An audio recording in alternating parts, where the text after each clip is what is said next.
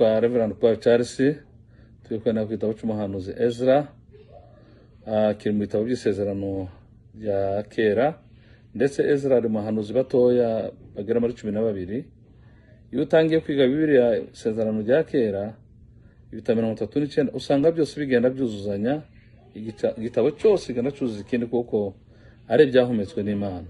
Ezra numwe rero mu bahanuzi banditse niwe wanditse igitabo cya Ezra, yahawe inshingano zo kugarura ugusenga k'umwuka kwari kwarabuze igihe Abisirayeli bajanwaga iminyago.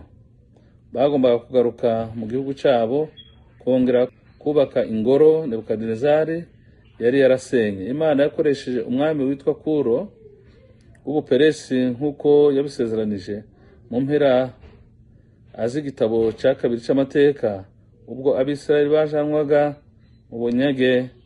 Igihe Ezra yahageraga, urusengero rwari rumaze kuzura, ariko ibice 6 bya mbere by'igitabo bitubwira ibyabaye mu gihe cyo kubaka.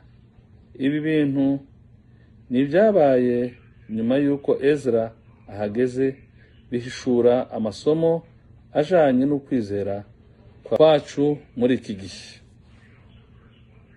Ezra atubereye urugero rwiza. Igitabo cya Ezra kivuga ku gutahuka kw'abayuda bava mu bunyage i Babuloni, kongera kubaka urusengero rwa Yerusalemu no gusubizaho urusengero nyakuri. Bene data, nubwo ibihe bigenda bihinduka, ariko amateka iyo turebye ukuntu Imana yagaruye ubwoko bwa Isirayeli bakongera bakubaka urusengero, natwe bitubere urugero rwiza muri iki gihe ku isi hose.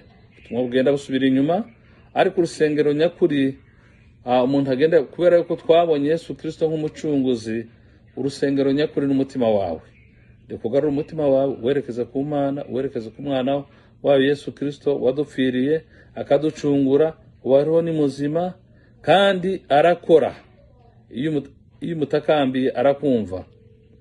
Intego y'igitabo cya Ezra ni ukwerekana uburyo Imana yashize mu bikorwa isezerano ryayo, igarura Abayahudi bari baragiye mu bunyage, yongera kubaka urusengero, kandi igasubizaho kumvira amategeko y'Imana mu buryo bw'umwuka, kubaka no kugarura ubuzima busha.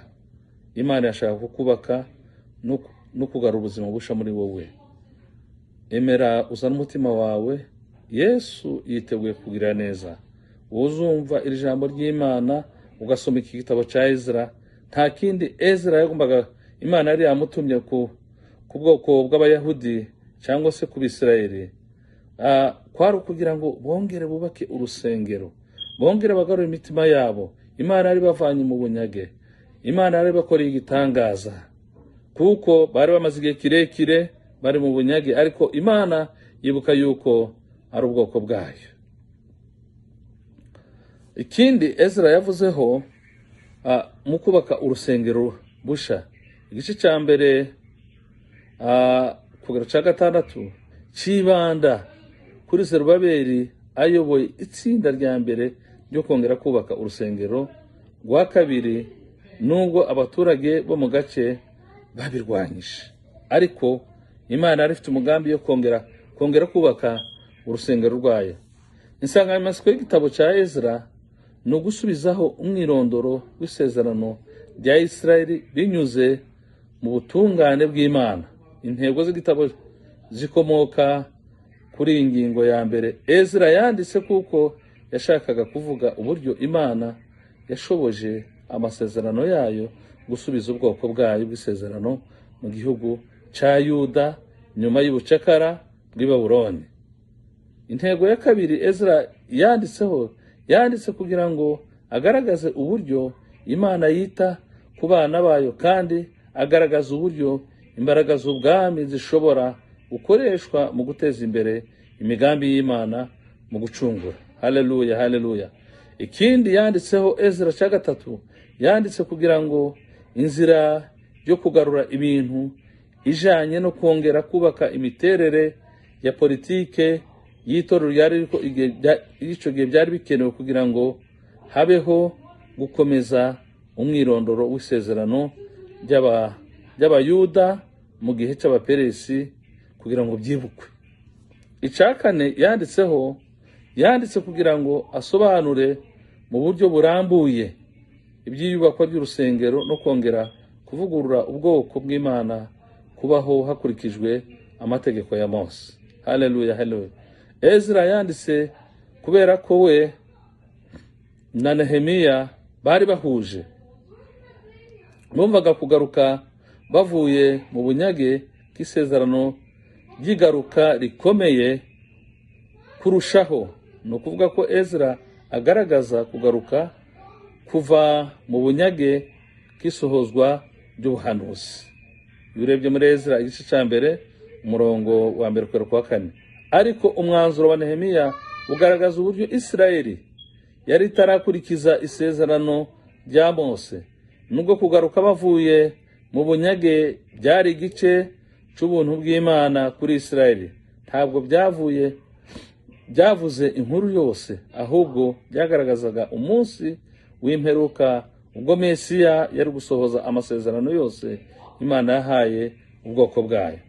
Bene data, twamenye Imana, twakiriye agakiza. Uyu munsi Imana irashaka kongera ko tugarura imitima yacu, tukongera tugasura mu rusengero, tukongera tugahura n'Imana.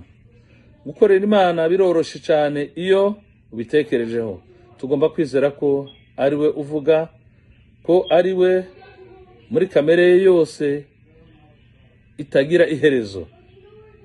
Imana irakiranuka, irera, ishobora byose, ifite ububasha bwose, izi byose. Tugomba kwiringira ijambo rye kububasha budahinduka, budakoza isoni, kandi tukemera yuko ibyahumetswe byose ari umugambi w'Imana. Kandi tugomba kwirinda ikintu cyose c'icaha cyadusubiza inyuma, ikintu cyose kibabaza kamere y'Imana. Tugomba gukiranuka, twemerera umwuka wera gukuraho ibisigazwa by'ibyaha byacu kugira ngo twakire Yesu nk'umwami n'umukiza. Kuko uyu muhanuzi ikintu yakoze nuko ubwoko yahanuriraga bwa Isirayeli, nuko Imana yongeye kubagarura mu gihugu cyabo, ndetse Imana ikongera kuba ku rusengero. Reka natwe Imana igarura imitima yacu, yongera dushyire ku murongo. Abazumva iri jambo, reka muzasome igitabo cy'umuhanuzi Ezra, muzasoma mu byinshi kandi mwumve mu byinshi.